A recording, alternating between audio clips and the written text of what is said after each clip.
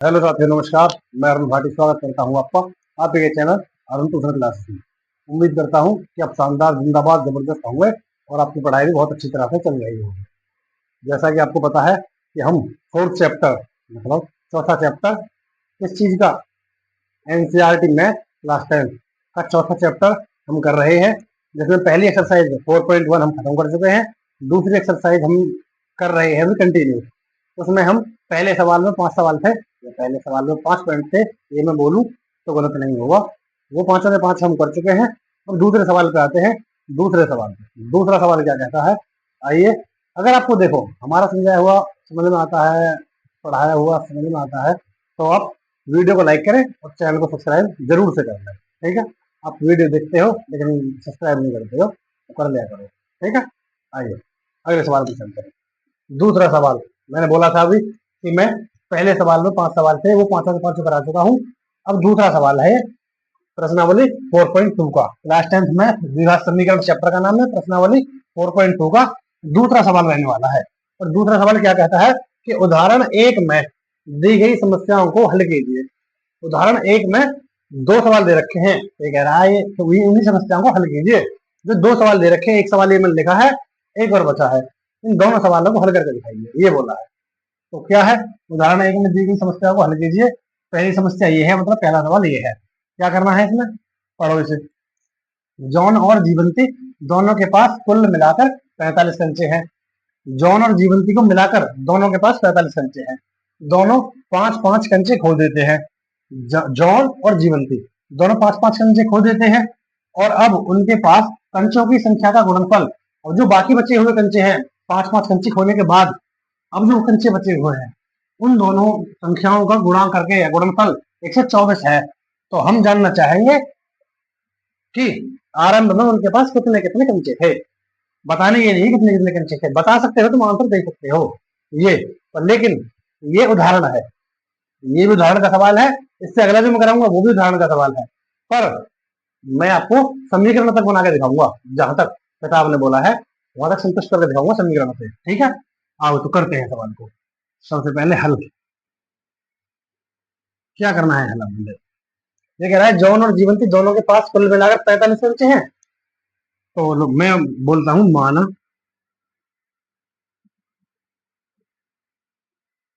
माना जॉन के पास, माना जॉन के पास कंचों की संख्या, कंचों की संख्या बराबर एक्स है। जॉन के पास मान लिया मैंने कंचों की संख्या बराबर एक्स है। ठीक है, हाँ जी बिल्कुल। जब जॉन के पास एक्स कंचे हैं और वो बोल रहा है कि दोनों के पास कुल मिलाकर 45 कंचे हैं, जब जॉन के पास एक्स कंचे हैं पता नहीं है ना हमें, तो फिर जीवंती के पास कितने होंगे। तो माना माना जीवंती जीवंती के पास कंचों की संख्या बराबर टोटल कितने कंचे 45 है। और जॉन के पास हमने कितने मान लिया अपने पास से एक्स, तो उसके एक्स घटा दो तो ये कंचे जीवंती के पास हो जाएंगे। ठीक है, हैं कितने कंचे जीवंती के पास है। आई बात समझ में, यहाँ तक तो कोई बात नहीं है कि माना जॉन के पास कंचों की संख्या एक्स और जीवंती के पास कंचों की संख्या 45 माइनस एक्स, क्योंकि दोनों को मिलाकर 45 थे। तो जॉन के घटा दो, इनमें से एक्स माना है हमने, जॉन के घटा दो, जीवंती के पास बचे हुए जीवंती के रहते। ठीक है, आओ आगे। अब आगे क्या बोलता है, दोनों 5-5 कंचे खो देते हैं। जॉन भी 5 कंचे खो देता है, जीवंती भी 5 कंचे खो देती है। अगर जॉन 5 कंचे खोएगा तो x-5 होगा, होगा ना, हाँ जी। और जब जीवंती 5 कंचे होगी तो क्या होगा, 45 माइनस एक्स तो है ही, और 5 इसने और खो दिए। ये जॉन का है x-5, ये जीवंती के हैं। जीवंती के पास कितने कंचे बचे, 45 माइनस एक्स थे, 5 और खो गए उसके, तो ये प्लस का 45 है, माइनस का 5 है, तो प्लस का 40 बचेगा ना। क्या बचेगा, प्लस का 40 माइनस, ये जीवंती के पास है कंचे बचे हुए। ये जॉन के पास है, जॉन के पास पहले एक्स थे और 5 खो गए तो x-5। जीवंती के पास पहले 45 माइनस एक्स थे, 5 खो गए तो 40 माइनस एक्स हो गया। अब बोल रहा है कि जो कंचे जब खो देते हैं तो अब उनके पास कंचों की संख्या का गुणनफल। अब जो बचे हुए कंचे हैं ये जॉन के पास, ये जीवंती के पास, इन दोनों संख्याओं का गुणनफल मतलब गुणा करके 124 है। तो समीकरण बनाऊ, समीकरण के वैसे बोल रहा है कितने कितने कंचे हैं, मैं करके दिखाता हूँ। पहला में इन दोनों का गुणनफल 124 के बराबर है, तो x माइनस 5 और दूसरे को में 40 माइनस एक्स बराबर किसके है, 124 के। करो गुणा, x की मैं 40 में करूंगा 40x, x की मैं x में करूंगा तो माइनस एक्स स्क्वायर, क्योंकि प्लस का है ये माइनस का है तो माइनस एक्स स्क्वायर, माइनस 5 की मैं 40 में करूंगा तो 5 20 मतलब 200 हो गया। अब 5 की मैं जब x में करूंगा तो माइनस माइनस प्लस 5x बराबर 124। हाँ जी, अब देखो ये भी x वाला है, ये भी x वाला है, ये प्लस का है, ये प्लस का है, 40 और 5 45x हो जाएगा। पर सबसे पहले मैं एक्स स्क्वायर वाली चीज को सबसे पहले ले लूँ, माइनस एक्स स्क्वायर प्लस का 45x हो गया, कहाँ से हो गया 40 और 5 45 प्लस का है दोनों, 45x हो गया। बचा क्या माइनस का 200, माइनस का 200 और ये प्लस का 124 इधर आके माइनस का 124 हो जाएगा, 124 हो जाएगा बिल्कुल। अब देखो माइनस माइनस के जुड़ जाएंगे, तो माइनस माइनस के जुड़ जाएंगे तो minus x square plus 45x minus 200, 200 क्यों, अब तो मैं जोड़ दूं ना, 200 और 124 324 होगा, कितना आ गया बराबर 0, बराबर 0।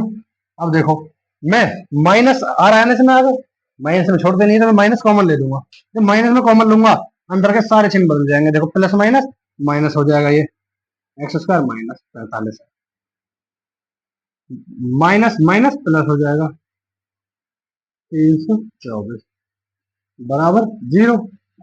माइनस से धर जाएगा तो कट जाएगा। आगे देखो यहां बता दूं मैं आपको, तो क्या आया कि x square minus 45x plus 324 बराबर 0।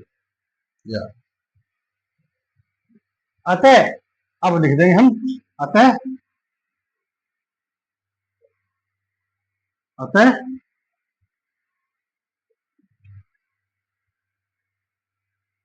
जॉन के पास, जॉन के पास कंचों की संख्या के लिए, जॉन के पास कितने कंचे हैं, उसकी कंचों की संख्या के लिए द्विघात समीकरण,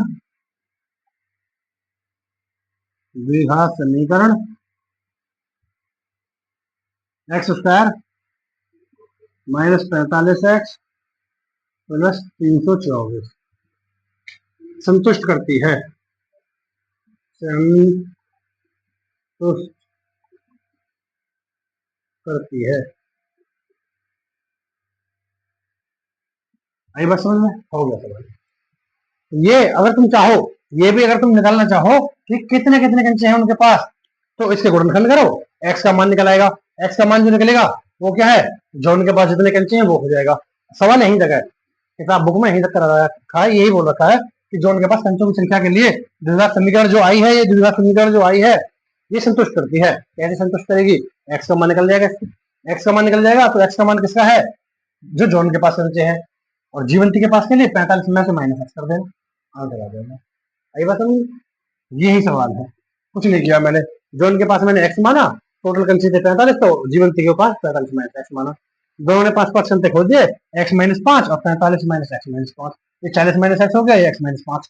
अब बोल रहा है सवाल कि जो बची हुई संख्या है 5 खो देने के बाद जो संख्या है उन दोनों की गुणा करके 124 के बराबर आता है, इन दोनों की गुणा करके बराबर 124 के बराबर आता है। गुणा की मैंने इधर उधर किया और द्विघात समीकरण x square minus 45x plus 324 आ गया।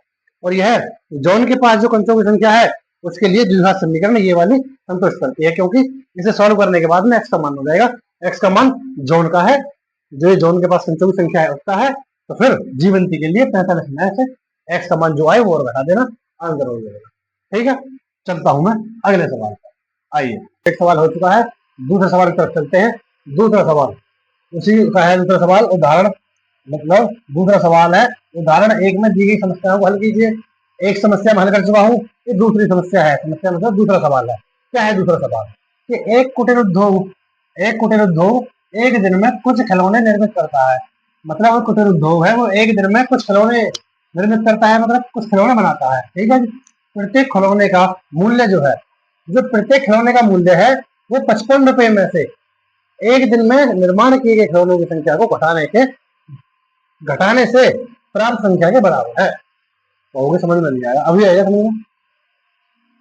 हल करता हूँ जब आएगा समझ। हल देखो क्या बोल रहा है, एक कुटीर उद्योग एक दिन में कुछ खिलौने निर्मित करता है ना। हमें तो पता नहीं है कितने निर्मित करता है, तो वही देखो, माना माना एक दिन में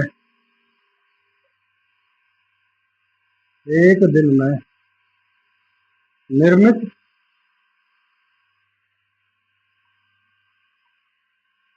खिलौनों की संख्या बराबर x है। ये मान लिया हमने। माना एक दिन में निर्मित खिलौनों की संख्या बराबर x है। पता नहीं था, नहीं कह रहा कुछ खिलौने निर्मित करता है, पता नहीं है तो हमने x मान लिया।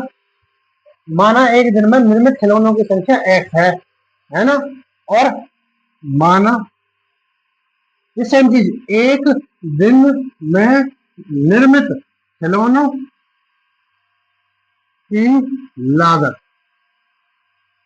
एक दिन में जितने खिलौने तैयार होते हैं, एक दिन में जितने खिलौने तैयार होते हैं उसकी लागत क्या होती है। एक दिन में मैंने माना x खिलौने तैयार होते हैं, उसकी लागत क्या होती है। ये कह रहा है कि, ये कह रहा है देखो, प्रत्येक खिलौने का मूल्य, मैं भी तो वही बता रहा हूँ कि माना एक दिन में निर्मित खिलौने की संख्या, ठीक है, और माना एक खिलौने की, एक खिलौने को निर्मित, एक खिलौने को लिखे देता हूं पूरा, एक खिलौने को निर्मित करने की लागत। माना एक दिन में निर्मित खिलौनों की संख्या बराबर x, और माना एक खिलौने को निर्मित करने की लागत क्या है। एक दिन में कितने खिलौने बनते हैं, मान लिया मैंने x। एक खिलौने की कीमत क्या है, तो ये बोल रहा प्रत्येक खिलौने का मूल्य 55 रुपए में से, 55 रुपए में से एक दिन में निर्मित किए गए खिलौनों की संख्या, एक दिन में निर्मित किए गए खिलौनों की संख्या कितनी है x, और 55 में से वो एक दिन में जो निर्माण होने वाले खिलौनों की संख्या को घटाने से प्राप्त संख्या के बराबर होता है। क्या कहना चाह रहा है कि 55 रुपए में से उसे घटा दो। देखो 55 में से एक दिन में निर्मित किए गए खिलौनों की संख्या, एक दिन में निर्मित किए गए खिलौनों की संख्या कितनी थी, x। इसे घटाने से प्राप्त संख्या के बराबर होता है, तो मतलब इसके बराबर होता है। आई होगी बात समझ में। क्या बोला था मैंने, माना एक दिन में निर्मित खिलौनों की संख्या x, ये बोल रहा है कुछ खिलौने हैं, माना एक दिन में निर्मित खिलौनों की संख्या x, माना एक खिलौने की निर्मित करने की जो लागत है, एक खिलौना कितने रुपए में बनता है उसकी जो लागत है, वो ये बोल रहा है कि 55 में से एक दिन के निर्माण किए गए खिलौनों की संख्या क्या थी x, उसे घटाने के बराबर आता है। ठीक है, बराबर है किसी एक दिन कुल निर्माण लागत 750 थी। अब ये बोल रहा है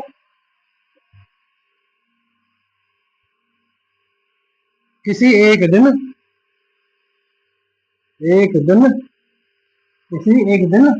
कुल निर्माण लागत,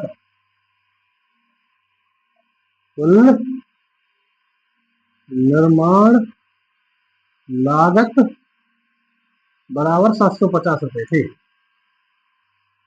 750 रुपए थी ना। अगर एक दिन में कुल जो निर्माण लागत है, निर्माण लागत मतलब उसमें क्या होगा कि उसमें यही पता होना चाहिए ना कितने खिलौने थे, और यही पता होना चाहिए कि एक खिलौने का रेट क्या है।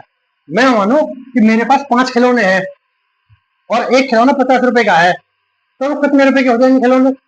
एक 50 का है और मेरे पास 5 खिलौने हैं, तो 5 पंजे 250 रुपए के, 250 रुपए के हो जाएंगे। ऐसे मान लो मेरे पास 5 पेन है, 5 पेन, ठीक है, 5 पेन है और एक पेन 10 रुपए की है, तो 5 पेन कितनी होंगी, एक पेन बराबर 10 रुपए, ठीक है। तो 5 पेन बराबर कितने के होंगे? तो 5 × 10, 5 × 10 बराबर 50 रुपए की। तो यही तो बोल रहा है ये भी कि एक दिन में निर्मित खिलौनों की संख्या, मतलब जो एक दिन में खिलौने तैयार होते हैं वो X होते हैं, और एक खिलौने के जो निर्माण करने की जो लागत है वो 55 - X रुपया है। तो 750 रुपए एक दिन में पूरे लागत में लगते हैं बनाने में, चाहे वो कितने ही खिलौने बनते हो। अब ये क्या करना होगा तो इसमें, जब हमें एक दिन में बनने वाले खिलौनों की संख्या पता है और एक खिलौने की कीमत पता है, जैसे हमें यहाँ एक पेन की कीमत पता थी 10 रुपए, है ना, और ये पता थी हमें यूनिट कितनी है। अब जैसे मैंने 1 से 5 पेन ले लिया, हम पता पड़ी 5 पेन है, एक पेन का रेट हम पता 10 रुपए, तो क्या करते हैं, गुणा करते, तो 5 पेन 5 है 50 रुपए की हो गई थी। ऐसे ही जब एक दिन के खिलौनों की संख्या पता है और एक खिलौने की कीमत पता है, तो दोनों की गुणा कर देंगे। क्या करेंगे कि X और गुणा कर देंगे 55, समझने वाली बात है, ये ज्यादा बड़ी बात नहीं, 55 - X। जब ये होगा तो अब ये क्या है, एक दिन में निर्मित खिलौनों की संख्या की गुणा कर दी मैंने एक खिलौनों की संख्या, ठीक है। तो कितना आएगा, ये आता है 750 रुपए, ठीक है। करो गुणा, X की 55 में करूंगा तो 55X - X² प्लस का इधर आ गया -750। अब मैं इसे कर लूं सही, -X² प्लस का 55X -750 बराबर 0। अगर मैं माइनस कॉमन ले दूंगा तो X² चिन्ह चेंज हो जाएगा, प्लस माइनस -55X और माइनस प्लस 750, ऐसे कहो या बोलो चिन्ह चेंज हो जाते हैं माइनस से गुणा करने पर या भाग करने पर। हो गया चिन्ह, क्या हुआ, अब क्या है, X² -55X प्लस 750, वो ही लिख दो, आता है एक दिन में निर्मित खिलौनों की संख्या, खिलौनों की संख्या के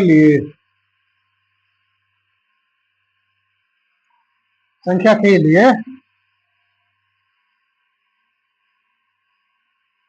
द्विघात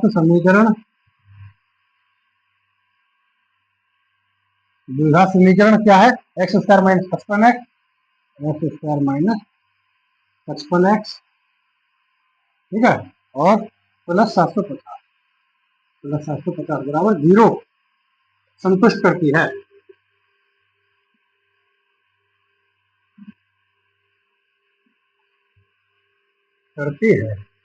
आगे वही बात, अब चाहो निकालना है तुम्हें, देखो इससे निकलेगा X का मान निकलेगा, तो मैंने वही लिखा है एक दिन में निर्मित खिलौनों की संख्या, ये रहा एक दिन में निर्मित खिलौनों की संख्या, X का मान निकलेगा, और ये निकालना हो लागत कितनी है, तो 55 में से X का मान बढ़ा देना, आपको एक खिलौने की कीमत मिल जाएगी। आंसर आपको यही है, आपको यही तक करना है। क्या है, मैंने कुछ नहीं किया, एक दिन में खिलौनों की संख्या, एक दिन में निर्मित खिलौनों की संख्या मानी बराबर X बताने का हमें, और एक खिलौने की निर्मित करने की जो लागत है, एक खिलौना बनाने में जितने पैसे लगते हैं, वो कह रहा है कि 55 में से एक दिन में बनने वाले जो खिलौने हैं वो घटाओ, जब उसके बराबर होगा, तो 55 रुपए में से एक दिन में बनने वाले खिलौनों की संख्या घटा दी और इसके बराबर है, ठीक है। किसी एक दिन में कुल निर्माण लागत, एक दिन में हमें ये नहीं पता कितने खिलौने बने हैं, और हमें ये भी नहीं पता खिलौने का रेट क्या है, फिर भी हमें ये पता है कि जितने भी खिलौने बने हैं और जितना भी उनका रेट है या लागत है, वो 750 रुपए के बने हैं सारे के सारे। तो फिर क्या गया कि जब मैंने समझाया एक पेन 10 रुपए की, तो 5 पेन 50 रुपए की, कैसे हुई 50 रुपए की, गुणा होती है ना। तो जब निर्मित खिलौनों की संख्या X है और एक खिलौने की संख्या 55 - X है, अगर मैं गुणा कर दूं तो पूरी लागत आ जाएगी ना, हाँ जी पूरी लागत आ जाएगी। तो मैंने X गुणा 55 - X, एक दिन के खिलौनों की संख्या और एक खिलौने का मूल्य मान लो, लागत मान लो, एक खिलौने का निर्मित करने का मूल्य की लागत ही ठीक है, चलो ये लागत ही ठीक है। अब X गुणा 55 - X बराबर 750, अब ये कहोगे ये कहां से आ गया, X आ गया ये, 55 - X आ गया ये, और इसमें बराबर, इसके बराबर क्या है 750 रुपए। अब गुणा की मैंने 55x minus x square minus plus का इधर आ गया माइनस 150, माइनस का आगे ले एक्स स्क्वायर प्लस का ये है माइनस का ये है, माइनस कॉमन ले लिया मैंने तो एक्स स्क्वायर चिन्ह बदल जाएंगे माइनस प्लस का माइनस प्लस का, ठीक है, प्लस का माइनस हुआ माइनस का प्लस हुआ चिन्ह चेंज होगा और x square minus 55x plus 750 x square minus 55x plus 750। अतः एक दिन में निर्मित खिलौनों की संख्या के लिए द्विघात समीकरण x square minus 55x plus 750 बराबर 0 संतुष्ट करती है, क्योंकि इससे एक्स का मान निकल आएगा। उम्मीद करता हूँ समझ में आए, ठीक है। जो ये सवाल था उदाहरण मतलब सवाल नंबर 2 था, उदाहरण 1 में दी गई समस्याओं को हल कीजिए। 2 सवाल से मैं दोनों के दोनों को आपको पूरी तरह से करा सकता हूँ, ठीक है। अब चलते हैं तीसरे सवाल पर, 2 सवाल हो चुके हैं, तीसरे सवाल पर आइए। 2 सवाल हम कर चुके हैं, हाँ तो 2 सवाल हम कर चुके हैं, तो चलते हैं तीसरे सवाल की तरफ। तीसरा सवाल क्या कहता है कि ऐसी 2 संख्याएं ज्ञात करो, ऐसी 2 संख्याएं ज्ञात करो जिनका योग है 27 तथा गुणनफल 182। मतलब जोड़ के 27 आए आपस में और अगर आपस में गुणा करें तो गुणनफल उनका 182 हो, ऐसी 2 संख्याएं बतानी है। तो मैं हल करता हूँ। हल माना पहली संख्या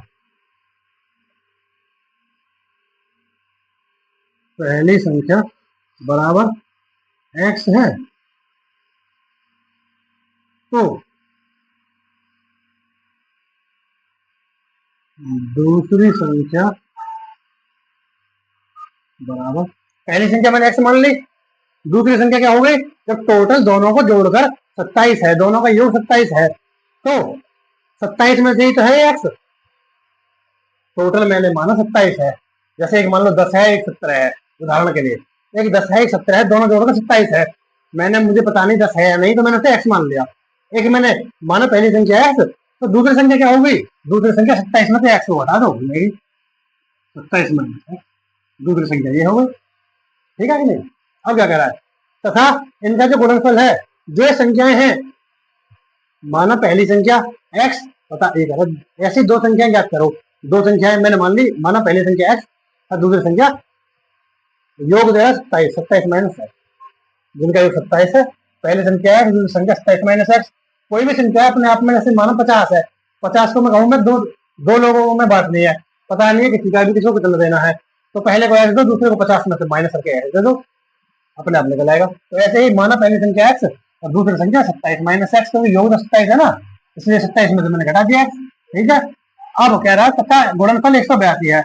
अब इन दोनों संख्याओं का गुणनफल 182 है, तो x और 27 माइनस एक्स की जब मैं गुणा करूंगा, होगी गुणा, तो कितना आएगा 182 है, करो गुणा, एक्स 27 में करूंगा तो 27 एक्स माइनस एक्स के एक्स में करूंगा तो एक्स स्क्वायर प्लस का 182 इधर आके माइनस का 182 हो जाएगा, बिल्कुल बराबर 0। अब देखो माइनस का एक्स स्क्वायर आगे आएगा, पहले ये एक्स स्क्वायर सजा लेते हैं इसे, क्योंकि एक्स वाली चीज पहले आती है एक्स स्क्वायर वाली, ये प्लस का 27 एक्स है, ये 27 एक्स माइनस का 182 माइनस का 182 हो जाएगा, 182 बराबर 0।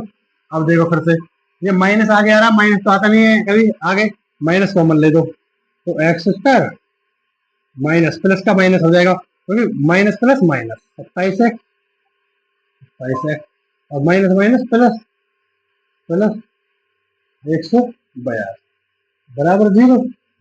माइनस से गुणा में भाग में जाएगा तो पड़ जाएगा माइनस, बचेगा क्या, x square minus 27 x plus 182 बराबर 0, ठीक है। मैंने आपको कल ही गुणनखंड कराए हैं, अब ये वही द्विघात समीकरण आ गए ना, आगे ना द्विघात समीकरण, अब हमें इसका गुणनखंड करना है। गुणनखंड करने के लिए हम क्या करता था, लास्ट इंटू फर्स्ट, पहले और लास्ट वाली गुणा करता था, है ना। अब यहाँ तो कुछ है नहीं, तो 182 गुणा जब मैं करूंगा, एक तो है, एक में तो 182 आएगा, 182 के मैं गुणनखंड करके दिखा देता हूँ आपको, यहाँ देखो 182 2 से काटो, 2 9 18, 2 1 2, ये किससे कटेगा 7 से, 13 बार, 13 से एक बार कट गया पूरा, गुणनखंड क्या हुआ ये। अब क्या कह रहा है ये सवाल, देखो 182 के ऐसे गुणनखंड, क्योंकि एक में गुणा की 182 रहा, 182 के ऐसे गुणनखंड जो जुड़ के 27 आ जाए। जुड़ के 27 कैसे आएगा, गुणनखंड तो मैंने ये कर दिए, तो 7 दूनी 14, 14 और 13 27, 27 आता गया, हाँ जुड़ के 27 आ गया। देखो कैसे, एक्स स्क्वायर का एक्स स्क्वायर माइनस का माइनस 27x प्लस 182 बराबर 0 था। अब मैंने 27 को कैसे लिखूंगा, 7 दूनी 14। अब देखो मैं लिख देता हूँ, 14 गुणा 13 बराबर 182। 14 गुणा 13 बराबर 182। और जैसे मैंने लिखा था 14 प्लस 13 बराबर 27। तो ये 27 पे लाना था मैं, गुणा करके 182 आए और जोड़ करके 27 आए, वही चीज मैंने यहाँ लिखी है। तो करो, एक्स स्क्वायर माइनस 27 की जगह में क्या लिख दूंगा, 14 प्लस 13 एक्स का एक्स प्लस 182 का 182 बराबर 0। करो गुणा कर दो एक्स की यार माइनस किसमें, एक्स स्क्वायर का एक्स स्क्वायर माइनस 14 का 14 एक्स का एक्स प्लस माइनस माइनस 13 का 13 एक्स का एक्स प्लस 182 बराबर 0।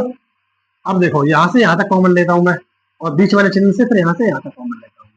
ठीक है, देखो पीछे 182 आ रहा है, यहाँ 14 एक्स आ रहा है, ना 14 एक्स। मैं ऐसा क्या कॉमन लूँ, इसमें दोनों में क्या है, देखो एक्स स्क्वायर है, इसमें एक्स गुणा एक्स है, इसमें भी एक्स है, तो एक्स कॉमन हो जाएगा इससे, तो बचेगा एक्स माइनस एक्स चला के भाग में 14 बचा, 14 आगे 14 माइनस बचा माइनस। अब देखो अगर मैं 13 कॉमन ले दूंगा तो 13 का भाग जब मैं 182 में दूंगा 14 बार ही जाएगा, तो एक सा बनाना हुआ था है, तो 13 का भाग दो, देखो बचा एक्स माइनस का भाग दूंगा तो minus plus minus plus minus. अब 13 13 13 एकम 13 बचा 5, 13 का 5 ये घट गया 14 बार बराबर 0। ये दोनों सेम हो गए हैं, तो x माइनस 13 होगा x माइनस 13 और एक x माइनस 14 होगा, इन दोनों में से कोई सा एक नहीं। जब मैं इन दोनों के बराबर 0 रखूंगा, अगर मैं x माइनस 13 बराबर 0 रखूंगा तो x बराबर 13, x बराबर 13। और x मैंने क्या माना था, x माना था मैंने पहली संख्या, पहली संख्या क्या हो जाएगी 13। अगर मैं दूसरी संख्या 27 माइनस एक्स, दूसरी है 27 माइनस एक्स, अगर मैं करूंगा तो क्या होगा, 27 माइनस 13 घट कर दो कितना आएगा 14। तो एक संख्या तो आ गई 13, अब मैं कर देता हूं यहाँ पर,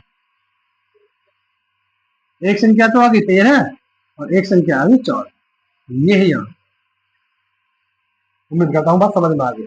देखो दोनों माइनस में, अब x माइनस 14 को माइनस में रख सकते हो चाहो तो, ऐसे देखो x माइनस 14 बराबर 0 रखोगे तो x बराबर 14 हो जाएगा, x का मान मान लो 14 तो x का 14 मानोगे तो 27 माइनस एक्स फिर करोगे इसमें भी, तो ये क्या आएगा 27 माइनस 14, तो ये भी 13 आ जाएगा। कोई सा 13 में हो कोई सा 14 हो, दोनों संख्याओं का योग 14 और 13 का 27 आता है, आता है। तो इसलिए यहाँ भी 13 और 14 बोलूं मैं, या फिर 14 या 13 बोलूं, 14 कॉमन रहेगा,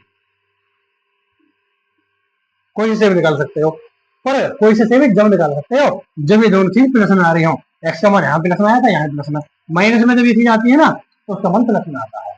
उम्मीद करता हूँ बस समझ में आ गई है ना, अगर नहीं भी समझ में आई है दोबारा देख लेना, समझ में आ गई होगी, वैसे कोई दिक्कत नहीं है। पहली संख्या एक्स मानी, दूसरी संख्या तो दो संख्या 27 है, पहले मैंने एक्स मान ली, दूसरे 27 में एक्स को हटाऊंगा जब तो आएगी 27 माइनस एक्स होगी दूसरी संख्या। दोनों संख्याओं का गुणनफल लेकर आया, उनका गुणनफल 182 है, एक्स और 27 माइनस एक्स की गुणा की बराबर 182 किया मैंने, तो ये द्विघात समीकरण बन गई। द्विघात समीकरण की कल की मैंने जैसे कल किए थे गुणनफल किए, और मैंने जैसे मूल निकालता था ऐसे मूल निकाले तो वही आ गया, एक मूल वाला ही आंसर होगा, और एक जो मैंने बनाया था दूसरी संख्या 27 माइनस एक्स उसमें मान रखो हाँ। ठीक है, चलते हैं, मैं सवाल ना करा करके तो ज्यादा हो जाए सवाल, आज के लिए मैं इतना ही रहने देता हूँ। अगर आपको वीडियो अच्छी लगी हो और बातें समझ में आई हो तो चैनल को सब्सक्राइब करें, वीडियो को लाइक करें और अपने दोस्तों को भी शेयर करें। ठीक है, बाकी बचते हैं 3 सवाल, वो हम कल करेंगे। ठीक है, नमस्कार, धन्यवाद।